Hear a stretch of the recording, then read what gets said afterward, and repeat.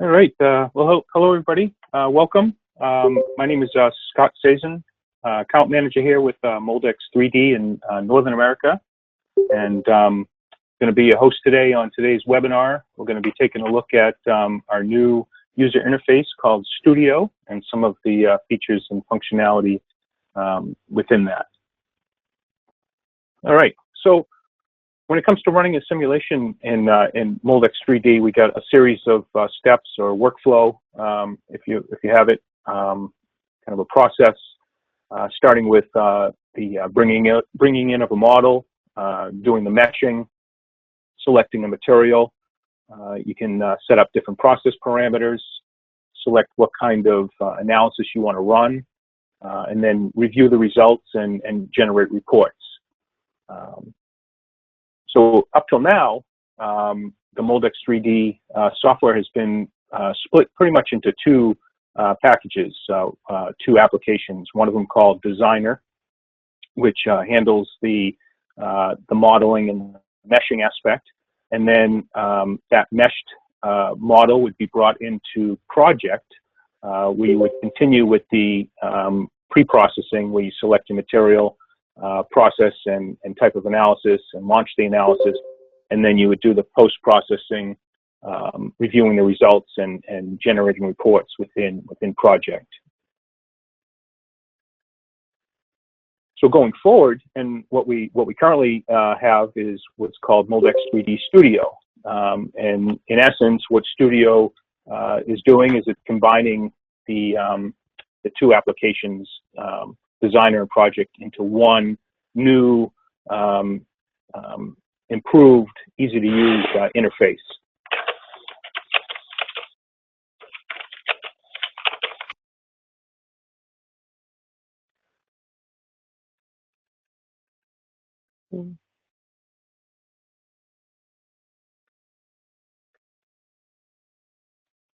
All right, so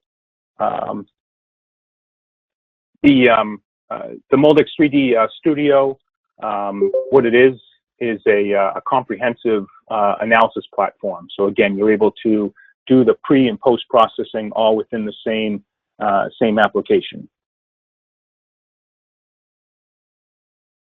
And then it's also a very intuitive interface. It has a nice ribbon-style menu, tree structures. We'll get into what it looks like in a little bit. But it's a much cleaner looking platform, easy to use, and it allows for a more efficient process for setting up and completing simulations. So just a couple notes as to where we are. So this kind of covers some of the aspects of Moldex3D's R17 version of Studio, which will be released this coming within this year here. By Q2 maybe of 2019 here. We're currently at R16. So Studio, if you're a current user of Moldex3D and you're using Designer and Project, you should have access to Studio as well under R16. However, it does have doesn't have the full functionality, if you will, and so a lot of that functionality is going to be added in R17. So come R17 Project will we're going to kind of phase out the maintenance and support of R17, and it's going to end up being replaced by Studio, and really our focus is going to be on supporting and continue further developing the Studio application.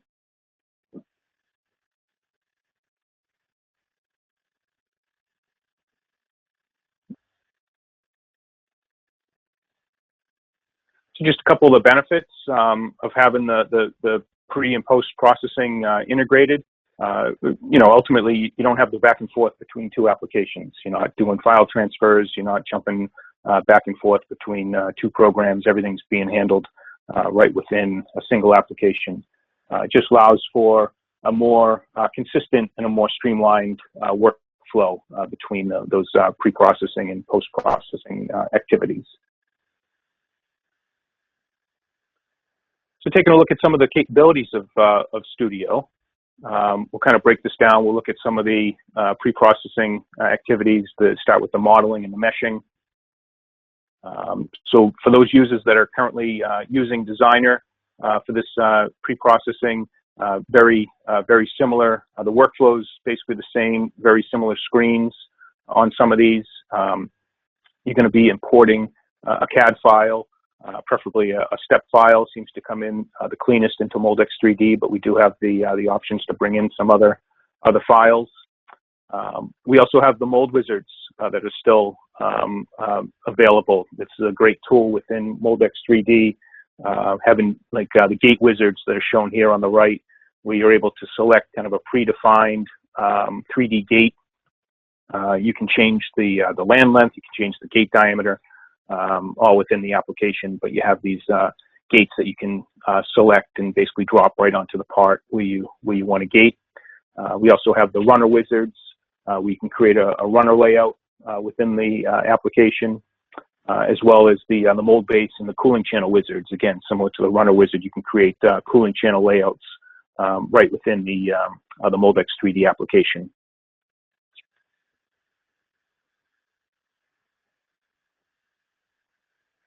And as far as the meshing goes, again, it's very similar to what you're currently used to in Designer.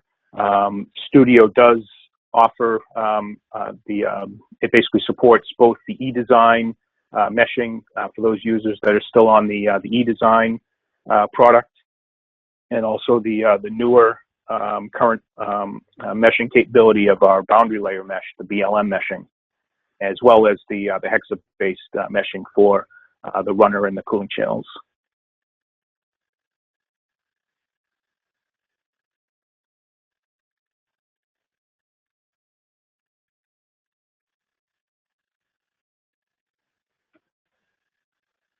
This is just a little animation showing kind of a screenshot of the interface itself. This is a model has been brought in, a gate using the gate wizard and the runner wizard.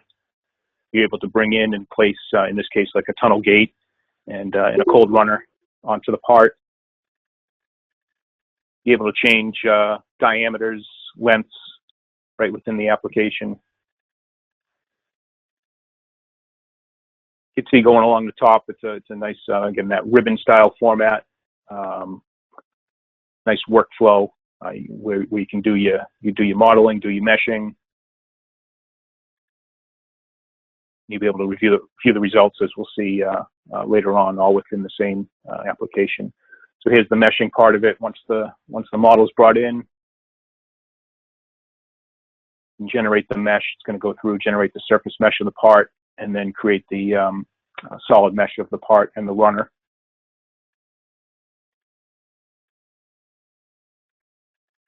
And then you do a final check once that mesh is created.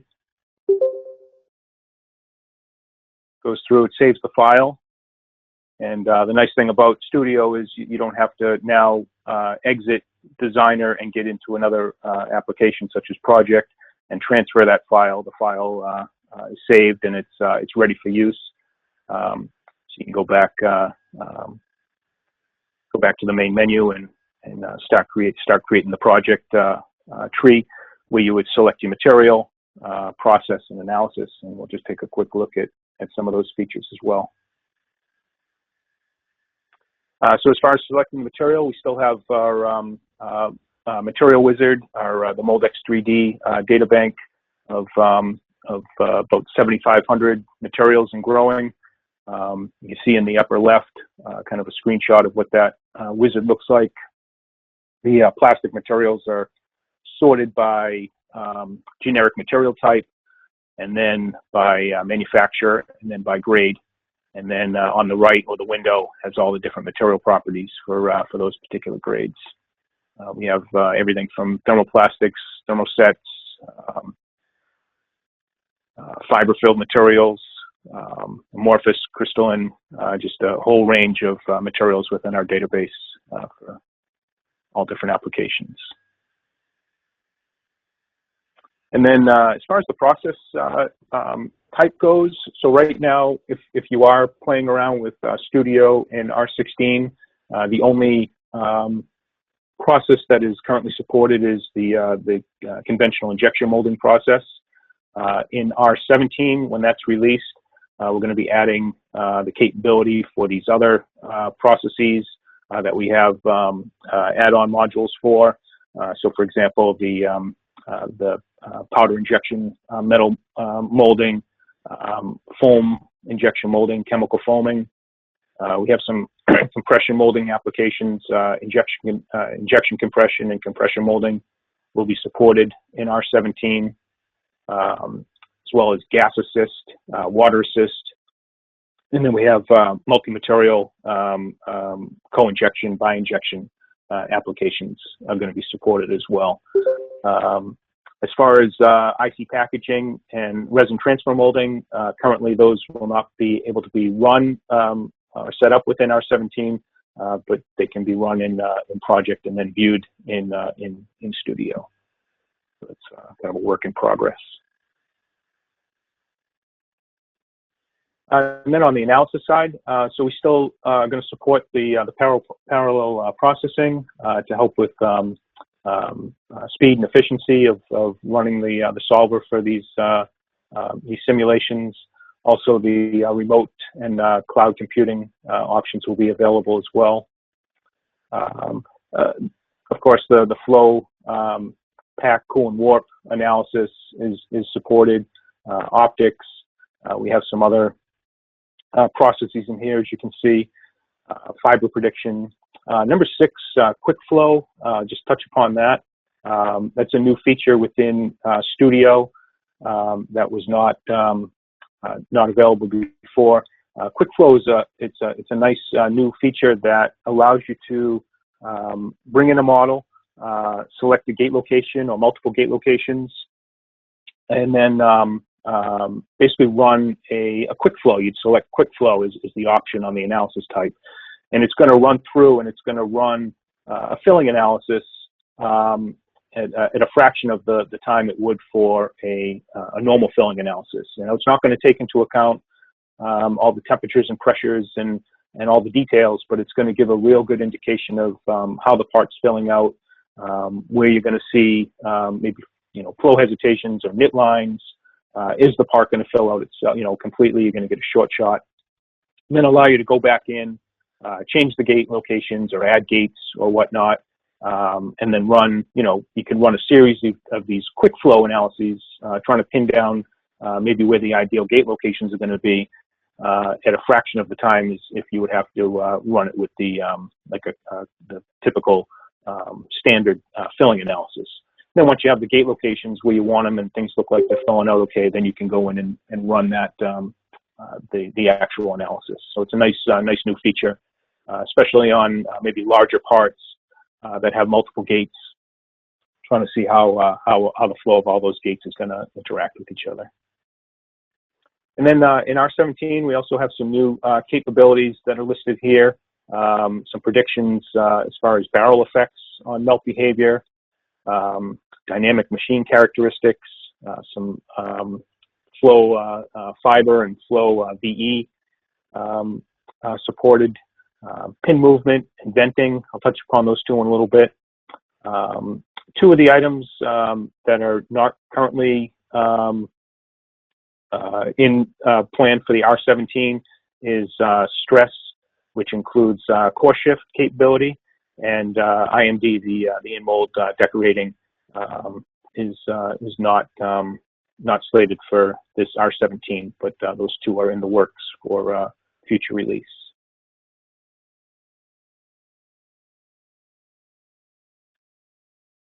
That's another short little animation here showing kind of the process, selecting a material. You can use, we have the recently used or user data bank, or you can open up the material wizard to select the material. You have part inserts or mold inserts. You can select the different materials for those, attribute those based on what the material is. Process wizard, this is going to look very similar as to what you're currently used to in project. You can go through and modify any of the process conditions with regards to times and temperatures and pressures.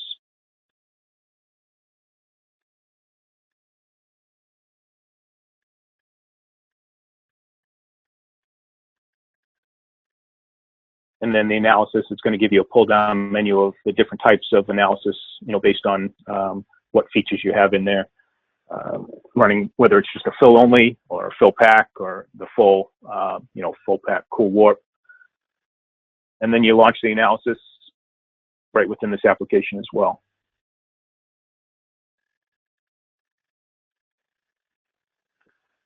So venting, touch upon this for a minute here. So we do have capabilities coming up in R17 in the studio for being able to use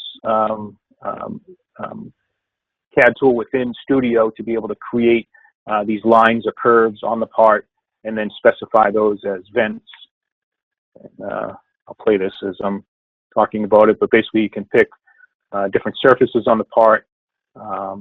If you want to look at venting in certain areas of the part, again, you can create a line using the line tool, doing it 2 different places here, and then you'll be able to attribute that line as a vent.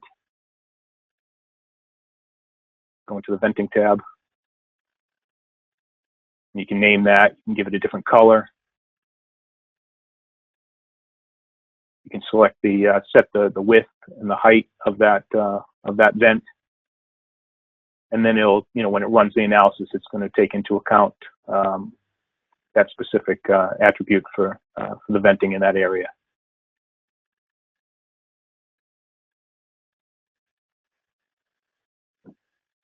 Nice new feature.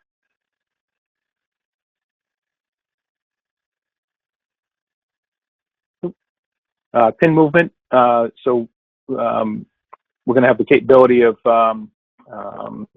simulating pin movement as well. So in addition to just open and close, or doing like a sequential valve gating, where you just have the valve pins open to close, we're also able to look at not only the time but also maybe the stroke of the pin, so you can get a better indication of how plastic is flowing in that area around the pin, based on the diameter of the pin, the diameter of flow bores, the stroke of the pin.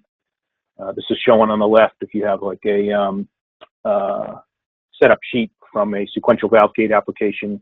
You can take that data and basically duplicate that within the Moldex3D application, both the values and the graphs. So we're going to have this capability of better analyzing and the effects of valve pin movement. So we'll go into a little bit on the post-processing, take a look at some of the results and reporting functionality.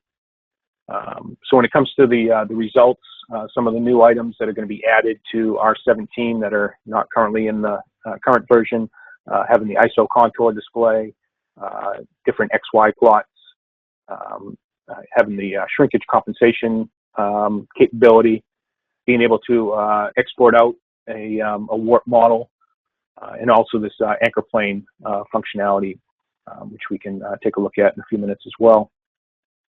A couple of things that are in the works that are not going to be supported in this next version, but are continually being looked at with our R&D group is roundness and flatness results as well, capabilities of analyzing that.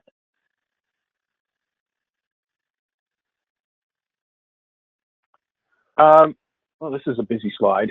So just a quick overview. This is kind of workflow of inspecting the results. So you can visualize the filling. We have the melt front animation, so you can play an animation. You can jump through time steps of the animation. You can look at certain, go to a specific percentage of fill to visualize the melt front animation. We have this preferred view angle functionality, which we'll get to in a minute as well. That's a nice feature that we've added. ISO contour, you can look at kind of like a map view of the part, get a good indication when you're looking at the fill pattern where there might be flow hesitations or race tracking. And then we still, just like in project, support the clipping and the slicing functions, where everything we have modeled in Moldex3D is in 3D. We're able to basically section and take a look at any area of the part in the X, Y, or Z planes, and really get a good indication or a good representation of what's happening on the inside of the part as well when it comes to temperatures and pressures and shear and whatnot. And then we'll touch on this too. We have probes where you can select a probe to get basically an instant value at a particular location, whether it's, again, temperature or pressure.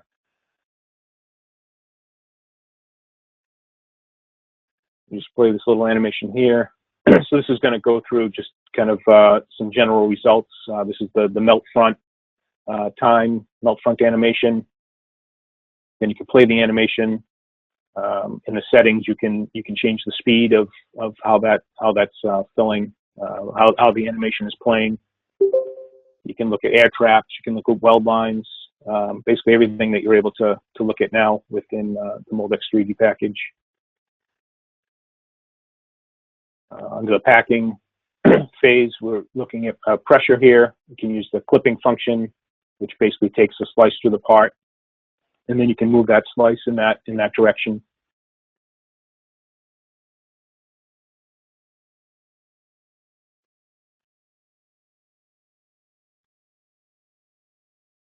Temperature. So this is the temperature result. And then utilizing the slicing function, very similar to the clipping function. You can have multiple planes, and again, just to give a better view of what's going on inside the part. And then the warpage, similar to the capabilities we have now. We have the deformation functionality. You can change the scale factor just to get a better visual of how the part is warping, the trend of the warp. So you can change that scale, and you can play an animation for that as well. So here's a little bit on that preference view angle.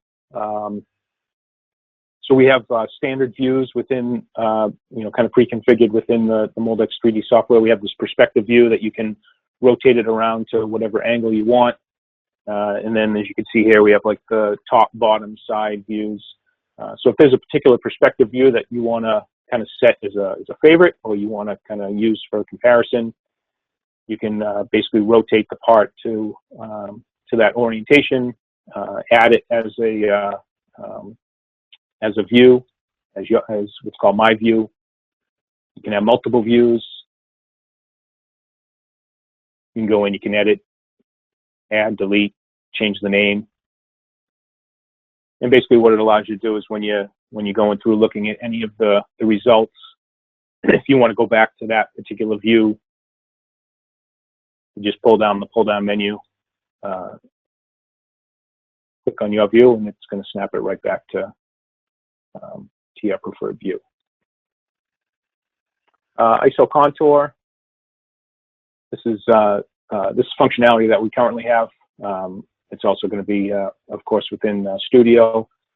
Again, this is looking at melt front time, and you can change these contour lines. You can change the number of contour lines, and basically what you're looking for is if those lines are nice, evenly spaced. It's a pretty uniform flow pattern. If you have an area of those lines that are getting kind of clustered together, it's going to indicate more of a flow hesitation area. So it's just another visual effect to see how the flow pattern might be throughout the part.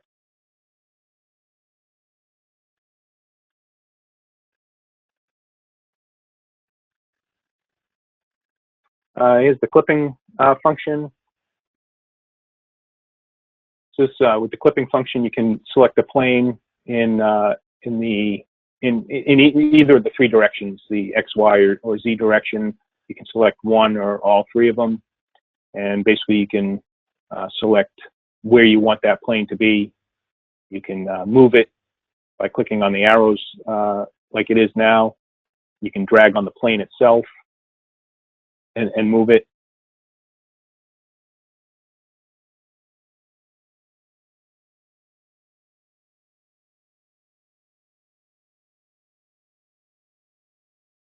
And again, you can get a good good visual as to what's happening in the center of the part. This is a temperature result.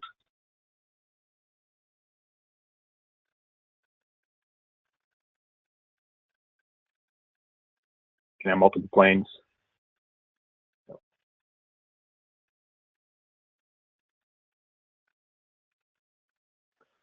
So similar to clipping, we have the slicing function. Again, you can have those 3 orientations, but this allows you to set up multiple planes within any of those 3 directions. And you can set up multiple planes in more than one direction as well. And basically, it's just another visual tool, visual aid to see what's going on in the cross section of the part.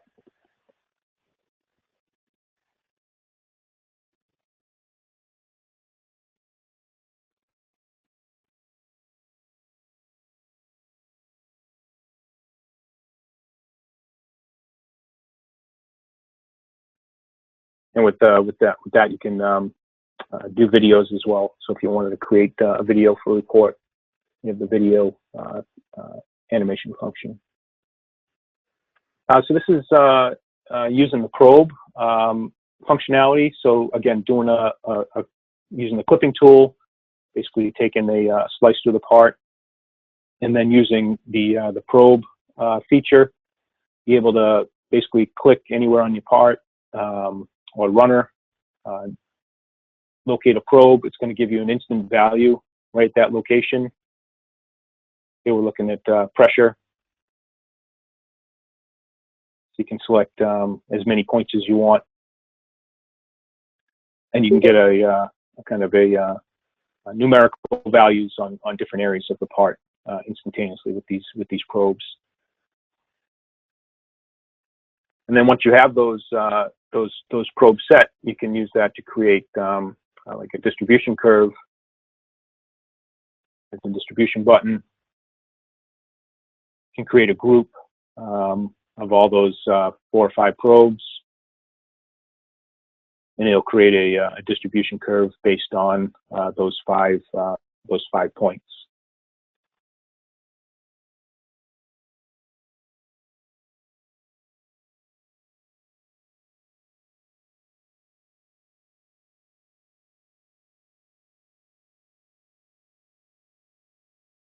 Yeah, this is so right now the orientation is backwards. So yeah, just rotating it around, and then you can match up probe 1 on the left with probe 1 on the graph. Same thing with probe 5, and it just gives you another visual effect for analyzing data. And these probes can be used for pressure, temperature, like the shear rates, shear stresses.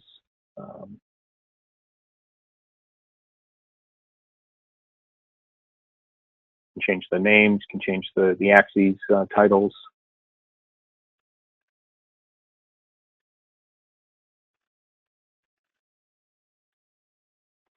And then similar, we can do like a history curve as well. So based on that probe, you can do it over time. So just plotting the history curve of each one of those probes over time.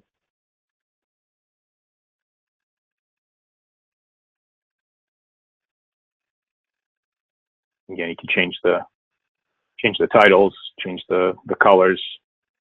A lot of functionality within each of these little windows.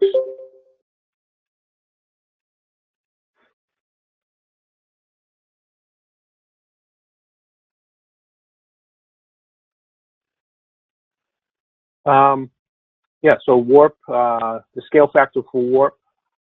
We saw a little bit of this in kind of the overview video clip, but basically you can use the deformation tool and then change the scale factor. And this just allows you to get a better view as to what's happening trend-wise with regards to warp. how the part's warping. You can look at it in the X, Y, and or Z direction, and get a better indication of how that part is warping.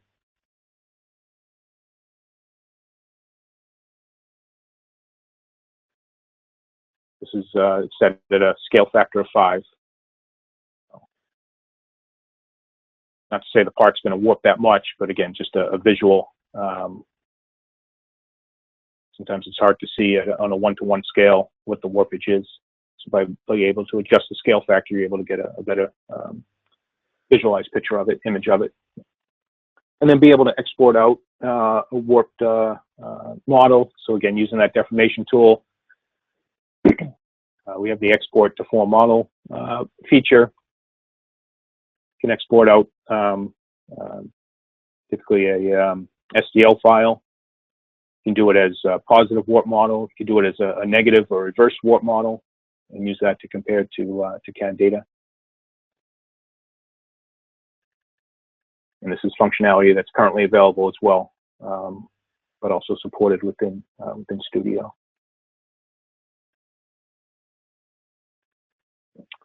So anchor plane, I believe, is a new function. I know compare is, so this kind of combines both of those. So the anchor plane allows the user to basically set a datum on the part. So you can pick 3 points and create this datum plane. You can use it as a reference plane when comparing maybe different results. Selecting 3 different points, and you can see that this plane is going to get formed.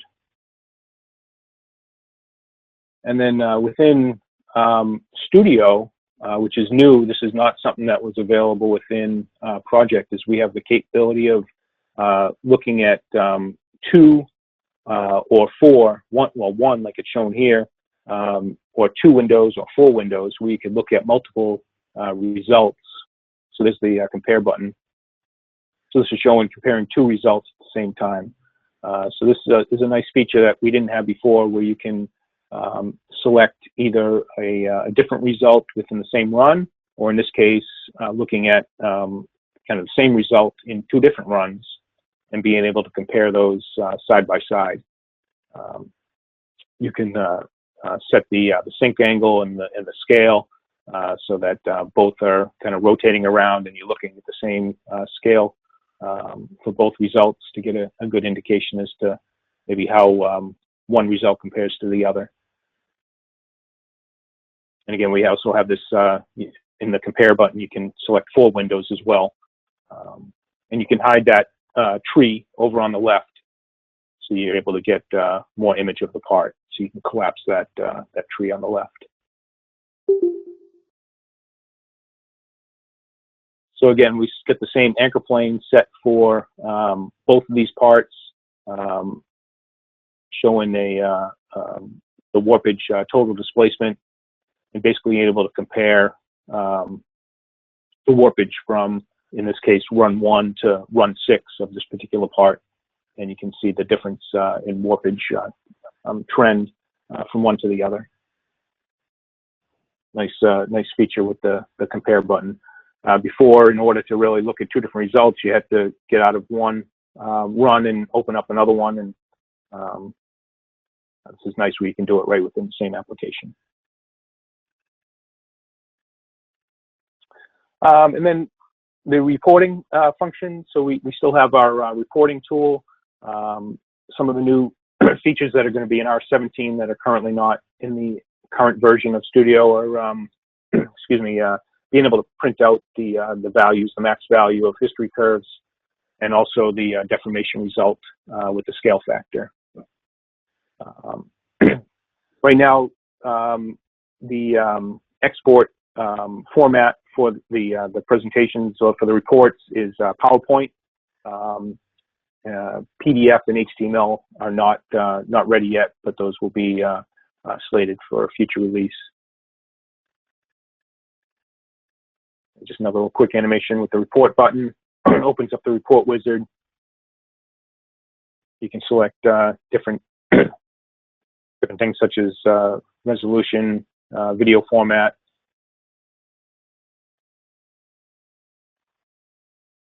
The recorder name, and basically it's going to save it as a PowerPoint file.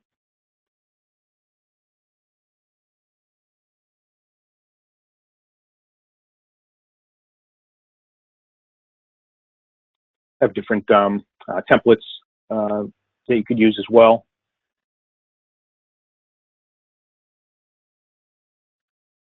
And then once it's in the PowerPoint format, of course, you can go in and edit what you want. If you want to look at just certain results or add notes or whatnot, you can do that right within PowerPoint. So one of the new features that's going to be in R17 as well as the support of design change. So we talked a little bit about using that deformation tool in the warpage to look at the warpage trend. They also have capability of measuring using the line tools to measure distance between 2 points and kind of look at linear shrinkage. And then, like we have in the current project, we have the shrinkage compensation capability, where you can actually put in kind of a shrinkage factor. And what we have in R17 of Studio is by changing that, then you can basically copy that run, and then you can scale the geometry. It's going to take into account that shrinkage compensation values that you have in there, remesh it, rerun the analysis, and then you're able to do a comparison of results based on that shrinkage compensation that you had put in, and to see what kind of effect that has on the overall shrinkage and warpage of the part. And part of that design change as well is you can do things like change gate locations or gate geometry as part of that design change as well.